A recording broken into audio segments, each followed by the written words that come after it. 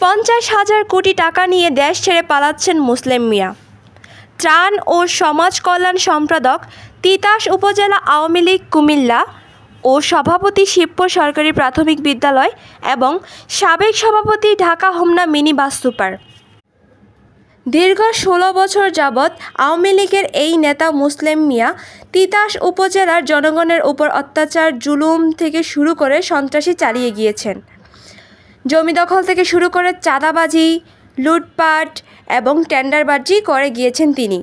জনগণের প্রায় 50,000 কোটি টাকা নিয়ে দেশ ছাড়তে চলেছেন এই মুসলিম মিয়া। তার এই পাপের সহযোগী হিসেবে ছিলেন 1. সহসভাপতি ফারুক মোল্লা, 2. তিতাস থানার সভাপতি ফজলুল হক প্রধান, 3. শহীদ মাস্টার, 4. ডক্টর নুরনবী সাংগঠনিক সম্পাদক আওয়ামী লীগ, 5. ইউপি চেয়ারম্যান জাহাঙ্গীর আলম সরকার, 6. কৃষক লীগের সদস্য শামসুল আলম ভূঁইয়া, 7. শ্রমিক লীগের সদস্য শাহ আলম সরকার, 8.